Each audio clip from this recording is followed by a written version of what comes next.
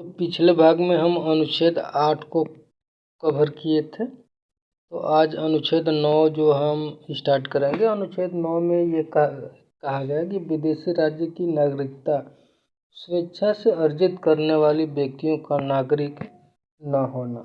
इसमें क्या कहता है कि यदि किसी व्यक्ति ने किसी विदेशी राज्य की नागरिकता स्वेच्छा से अर्जित कर ली है तो वह अनुच्छेद 5 के आधार पर भारत का नागरिक नहीं होगा अथवा अनुच्छेद 6 या अनुच्छेद 8 के आधार पर भारत का नागरिक नहीं समझा जाएगा। फिर अनुच्छेद 10 आता है जिसमें कि नागरिकों के अधिकार का बना रहना है। इसमें क्या बोल है कि ये प्रत्येक व्यक्ति जो इस भाग के पूर्वगामी उपबंधों में से किसी अधीन भारत का नागरिक है यह समझा जाता है। ऐसी विधि के उपबंधों के अधीन रहते हुए जो संसद द्वारा बनाई जाए भारत का नागरिक बना रहेगा। फिर अनुच्छेद 11 आ जाता है। ये संसद द्वारा जो है नागरिकता के अधिकार का विधि द्वारा विनियमन किया जाना है। इस भाग के पूर्वगामी उपबंधों की कोई नागरिकता के अर्जन समाप्ति के तथा नागरिकता से संबंधित अन्य सभी विषयों के संबंध में उपबंध करने की संसद की शक्ति का अल्पीकरण नहीं करेगी। अब ये मोटे तौर पे नागरिकता खत्म हुआ। आज मूल अधिकार आ गया। ये मूल अधिकार क्या है? इसका परिभाषा है अनुच्छेद 12 में। ये क्या इस भाग में जब तक कि संदर्भ से अन्यथा अपेक्षित न हो राज्य के अंतर्गत भारत सरकार और संसद तथा राज्यों में से प्रत्येक राज्य सरकार विधानमंडल तथा भारत के राज्य क्षेत्र के भीतर या भारत सरकार के नियंत्रण के अधीन सभी स्थानीय और अन्य प्राधिकारी है। ये इसका जो परिभाषा था। अब आते हैं अनुच्छेद 13 में। अनुच्छेद 13 ये कहता है कि मूल अधिकारों से असंगत या उनका अल्पीकरण करने वाली विधि है। क्या है विधि? नंबर 1 है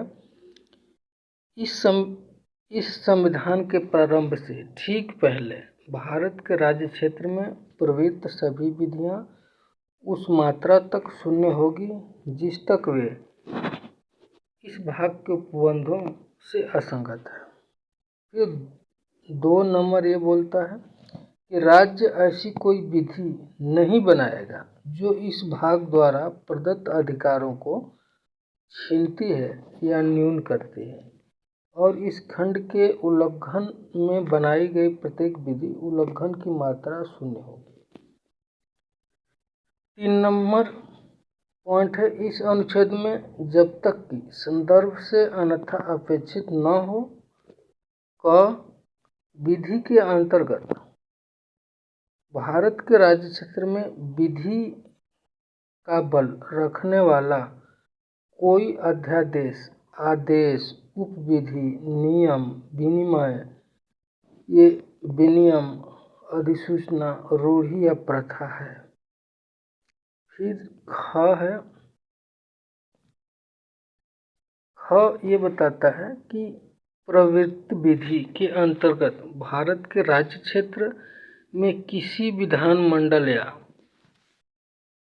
अन्य सक्षम अधिकारी द्वारा इस संविधान के प्रारंभ से पहले पारित या बनाई गई विधि है जो पहले ही निरस्त नहीं कर दी गई है, चाहे ऐसी कोई विधि या उसका कोई भाग उस समय पूर्णतः या विशिष्ट क्षेत्रों में प्रवर्तन में नहीं है। फिर 4 नंबर है इस अनुच्छेद की कोई बात अनुच्छेद 368 के अधीन किए गए इस संविधान के किसी संशोधन को लागू नहीं होगी। पहला है समता का अधिकार। ये समता का अधिकार क्या है? अनुच्छेद 14 जो है विधि के समक्ष समता। ये क्या है? भारत यानी कि राज्य, भारत के राज्य क्षेत्र में किसी व्यक्ति को विधि के समक्ष समता से या विधियों के समान संरक्षण से वंचित नहीं करेगा। फिर 15 है मूल धर्म, मूल वंश, जाति, लिंग या जन्म स्थान के आधार पर विभेद या प्रतिषेध। अब क्या है 15 नंबर अनुच्छेद क्या बोलता है कि राज्य किसी नागरिक के विरुद्ध केवल धर्म, मूल वंश, जाति, लिंग, जन्म स्थान या इनमें से किसी आधार पर कोई भी भेद नहीं करेगा। दूसरा नंबर है कोई नागरिक केवल धर्म, मूल वंश, जाति, लिंग, जन्म स्थान या इसमें से किसी के आधार पर जो है ये थोड़ा ये है। पहला नंबर है संविधान 24वां संशोधन अधिनियम 1971 की धारा 2 द्वारा 5/11/71 से अंततः स्थापित है ये। फिर भारत का ये जो है दुकानों, सार्वजनिक भोजनालयों, होटलों, सार्वजनिक मनोरंजन के स्थानों में प्रवेश या पूर्णतः या भागतः राज्य विधि से पोषित या साधारण जनता के प्रयोग के लिए समर्पित कुओं, तालाबों, स्नान घाटों, सड़कों और सार्वजनिक समागम के स्थानों के उपयोग के संबंध में किसी भी नियोक्ता, दायित्व, निर्बंधन या शर्त के अधीन नहीं होगा। यानी कि जो सार्वजनिक जगह होगा कोई इसमें शर्त नहीं होगा।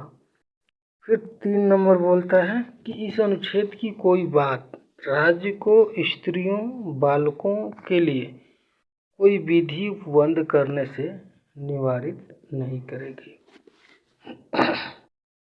4 नंबर पॉइंट, इस अनुच्छेद 29 के खंड 2 की कोई बात राज्य को सामाजिक और शैक्षिक दृष्टि से पिछड़े हुए नागरिकों के किन्हीं वर्गों की उन्नति के लिए या अनुसूचित जातियों, अनुसूचित जनजातियों के लिए कोई विशेष उपबंध करने से निवारित नहीं करेगी।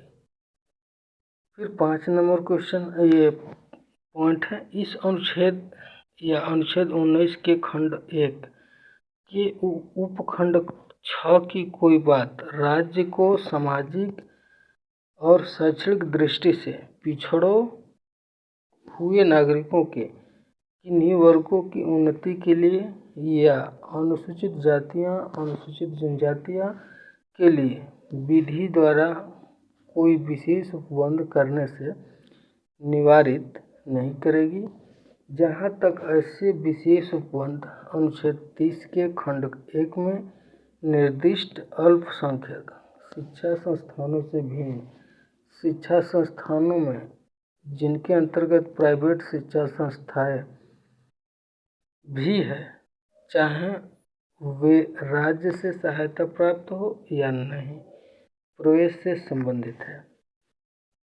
6 नंबर है, इस अनुच्छेद या अनुच्छेद 19 के खंड 1 के उपखंड 6 या अनुच्छेद 29 के खंड 2 की कोई बात राज्य को क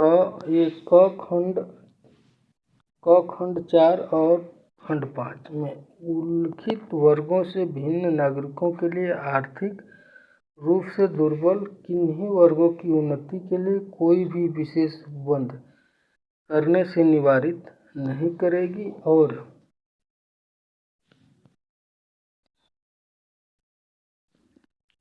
खंड ख और खंड 5 में उल्लिखित वर्गों से भिन्न नागरिकों के आर्थिक रूप से दुर्बल किन्हीं वर्गों की उन्नति के लिए कोई भी विशेष उपबंध करने से वहाँ निवारित नहीं करेगी, जहाँ तक ऐसे उपबंध ऐसे शैक्षणिक संस्थानों में जिनके अंतर्गत अनुच्छेद 30 के खंड 1 में निर्दिष्ट अल्पसंख्यक शैक्षणिक संस्थानों से भिन्न प्राइवेट शैक्षणिक संस्थाएं भी हैं, चाहे वे राज्य द्वारा सहायता पाने वाली है या सहायता न पाने वाली है, प्रवेश से संबंधित है, जो आरक्षण की दशा में विद्यमान आरक्षणों के अतिरिक्त तथा प्रत्येक प्रवर्ग में कुल स्थानों की अधिकतम 10% के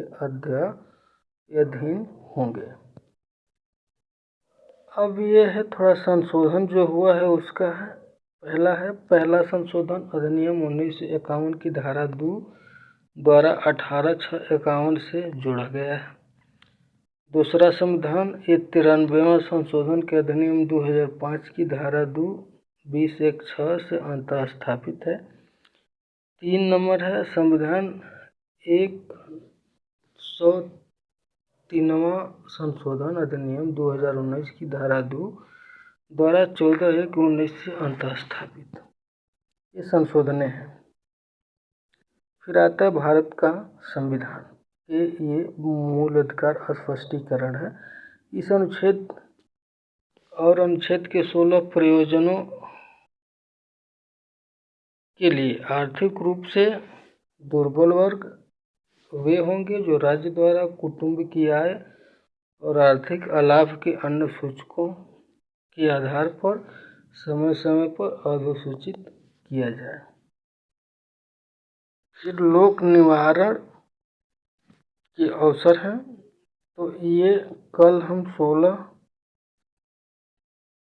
जो है अनुच्छेद 16 से शुरू करेंगे, लोक नियोजनों के विषय में अवसर की क्षमता। तो आज के लिए इतना ही। तो आप सभी लोग के लिए बहुत बहुत धन्यवाद। तो आज शुरू खत्म करते हैं।